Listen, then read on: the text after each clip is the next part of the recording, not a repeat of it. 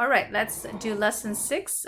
This is exponents part 2, and this is going to be talking about negative exponents. We're not going to dwell really deeply on negative exponents because it's going to further discussed in pre-calc 11 or in your further math study, and also fractional exponents.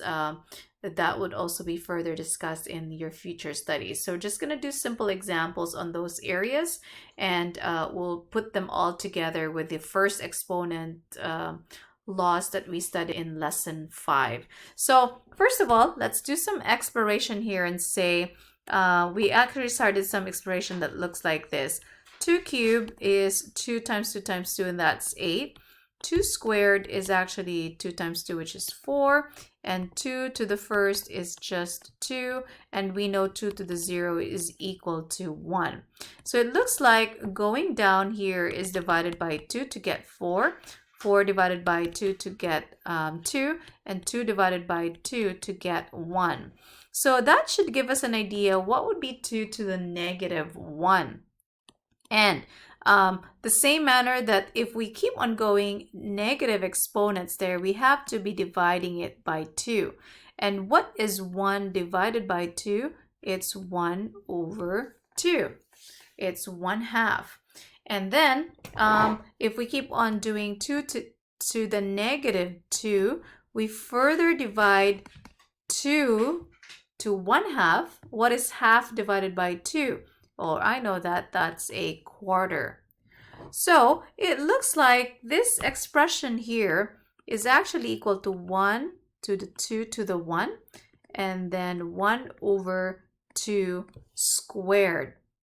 And we can see here that if we have a negative exponent, it looks like the expression was made as a reciprocal. Reciprocal means changing the top and the bottom here. So 1 over 2 is going to be equivalent to 2 to the negative 1. Therefore, we can also say that 2 to the negative 3 is actually equal to 1 over 8, which is the same as 1 to the 2 to the third. So then we can make a generalization towards the end here that 2 to the negative n is actually the same as 1 over 2 to the positive n. So making the exponents positive, simplify the expression that involves exponents. So we gotta make our way to always convert your negative exponents into positive exponents. So if you look at example 1 here, an exponent loss, 3 to the negative 5 is actually the same as 1 over 3 to the 5th power. And here it will be 1 over negative 12 to the 4th power. So your general rule is a to the negative n is the same as 1 over a to the positive n. Okay.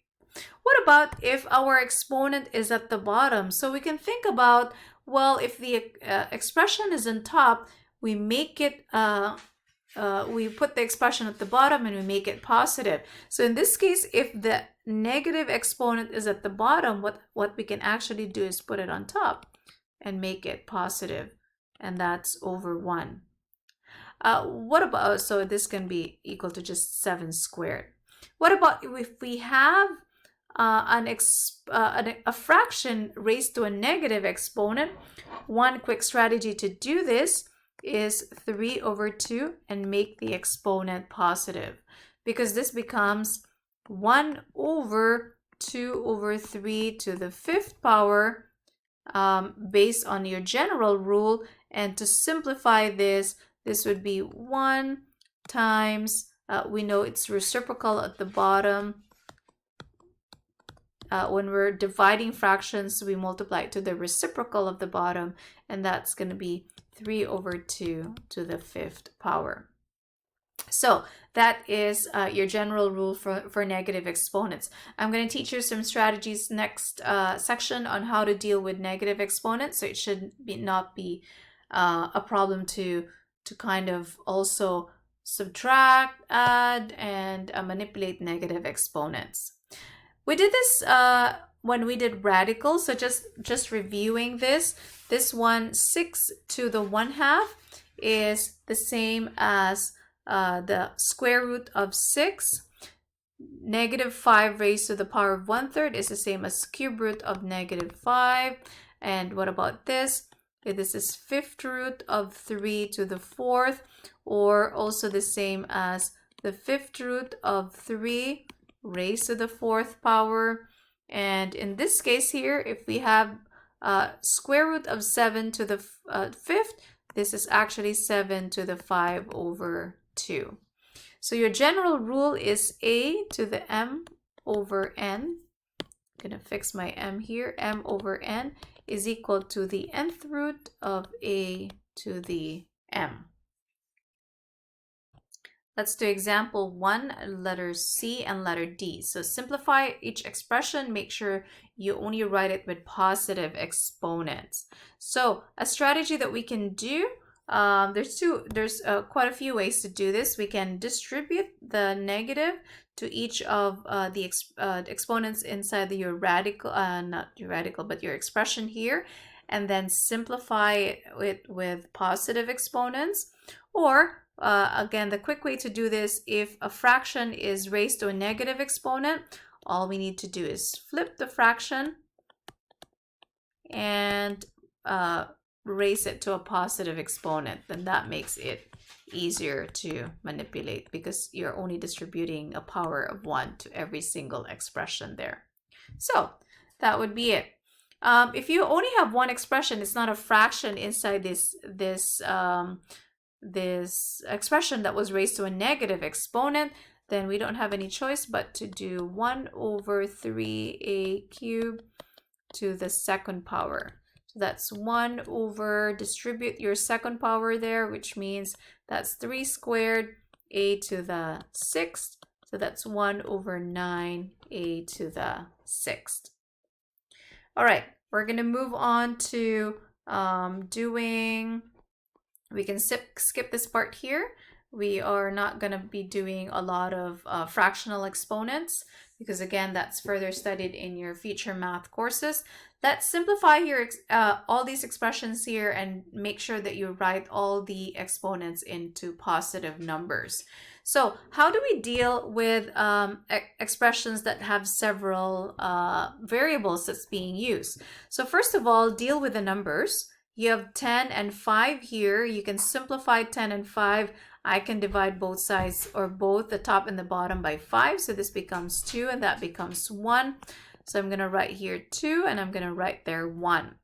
Now normally what we do when you have your a here is subtract 7 and 6. 7 minus 6 is 1. We can also next subtract 9 minus 10 and that gives us a negative 1. And if we have to continue, we subtract 6 with 8, it's negative 2, and that's also a negative number. So now we're going to deal with negative exponents, right? So what I'm going to do is I'm going to teach you some strategy on how to not deal with negative exponents and just directly get positive exponents. So we already dealt with 10 and 5. How we deal with subtracting the exponents is we ask ourselves a question for the yellow highlighted one. Which a has more terms, the one on top or the one at the bottom? Well, there's 7 a's on top and there's 6 a's at the bottom. The top has one more a than the bottom. So we say it's a to the one on top. What about the b? The b is 9 on top and the b is 10 at the bottom. So there's more b's at the bottom, and by how much? By 1 more. And what about c? C, there's 2 c's more at the bottom, so we're going to write c squared at the bottom. Then we can just finally write it as 2a over bc squared. All right, how do we deal with letter B here? So first of all, now you have negative exponents. Again, the negative on the number is not the same as the negative exponent. So don't deal with the negative number, just the exponents if they are negative. So if we are to deal with the negative with the numbers first, you have negative 3 and positive 12. How can we simplify them? Where I can divide Well, I can divide negative 3 further with 3 to get negative 1, and I can divide 12 further with 3 to get positive 4.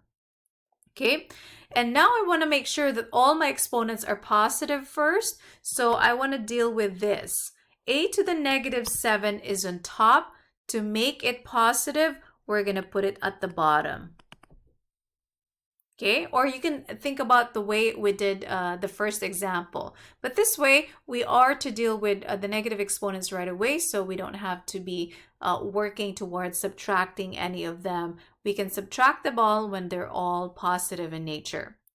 And what about this expression here, b to the negative 11? Well, it's on top and it is negative, so I'm going to put it at the bottom to make it positive. What about this expression here? Well, a to the 4th is already positive where it is, so I'm not moving it anywhere else. It stays at the bottom. Only the negative exponents gets to move either top or bottom, depending on where they are located. So our last one is b to the negative 3. b to the negative 3 has a negative exponent. It's located at the bottom, so we're going to put it on top and make it positive. So we can actually simplify this. Negative 1 times b cubed is just negative b cubed. At the bottom, there's 4. And at the bottom, we can see that there's a to the 7th and a to the 4th. So that's actually a to the 11th and b to the 11th. And now all our exponents are positive. Then we can now look into, I can further put these guys together. Which b's are bigger? The b at the bottom is bigger, and by how much? By 8. So this one would give you just negative 1 on top, and 4a to the 11th, b to the 8th. And that would be our final answer. Let's do one more. Maybe let's do this one here, letter D.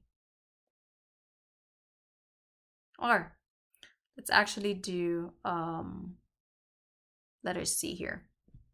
So for letter C, we have a negative 3, but first we have a fraction here. So we have to distribute the fraction to the negative to every single thing inside the expression. So 2 over 5 to the negative 3. Negative 3 times negative 3 is positive 9. Negative 1 times negative 3 is positive 3. Now we have a negative exponent, and how do we deal with fractions with negative exponent? We can flip the fraction and make the exponent positive, a to the 9th, b to the 3rd power. So this one would be 125 because that's 5 cubed. It's actually 5 cubed over 2 cubed over 2 cubed, which is 8, a to the 9th, b to the 3rd power. Let's do a couple of examples on example 6 here. Let's do square root of a square root of a. So first we're going to deal with this first square root. The first square root actually is equivalent to the power of 1/2. So this one becomes square root of a to the power of 1/2. And then this inner square root of a here is actually equivalent still to a to the 1/2 to the 1/2, which means this guys here would be equal to a to the 1/4. Where is the 1/4 coming from? 1/2 times 1/2 is equivalent to 1/4. And let's do letter D here. There is a square root and there is a cube root. So we can think about 64, a to the 6th, b to the 12. The first one is a cube root, so we know a cube root is to the power of 1/3. And then furthermore, it's to the square root, so it's power 1/2. And then we can say 64, a to the 6th, b to the 12, to the power of 1 over 6 there. And then we can distribute the expression 64 to the 1/6, A to the 1/6 times 6, which is 1, and B to the 12 times 1/6, which is 2. 64 to the 1/6 is just the 6th root of 64, which is in this case 2ab squared. The last example is example 7. Pause the video and read this example for yourself and come back for answers for all the sub questions that you have here. So how many bacteria will be in the culture in 8 hours? First, let's discuss a little bit probably why is this formula the way it is. You're going to study this formula in Pre-Calc 12 more. But anyway, the formula is given for you, so you don't have to worry about that. Where do you think 5,000 comes from? Well, 5,000 is actually the original number of bacteria. And where do you think number 2 comes from? I think it's coming from it doubles every 8 hours. And where do you think 8 comes from? And that's actually the period of the doubling period of your bacteria here. So you kind of know where the formula comes from based on the expression that you were given here, or the information that you were given here. And our role is to just use the formula to evaluate the questions that we have here. So how many bacteria will be in the culture in 8 hours? So this is actually your T value. So A is equal to 5,000 2 raised to the 8 over 8. And that's just equal to 5,000 to 8 over 8 is 1. Then what can we do is 5,000. 2 to the 1 is just 2. So the answer would be 10,000. How many bacteria are there will be in the culture in 16 hours? You can also use the same formula that we have there. So it's A is 5,000 2 to the 16 over 8, because this is now your new T, and that's 5,000 2 to the 2, and that's 5,000.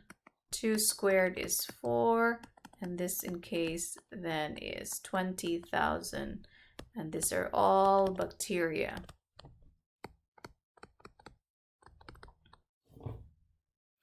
How many bacteria were there in the sample 8 hours ago? So 8 hours ago, we can think about it as a negative exponent, or we can think about this as T is actually equal to -8. So if we're going to look and say it's 5,000 to the -8 divided by positive 8. So that's 5,000 2 to the -1. We know 2 to the -1 is just 1/2. So it's 5,000 times 1/2, and that's equal to 2,500 bacteria. All right, that ends our lesson on exponents part 2. Please take note that you are expected to write your unit assessment next class.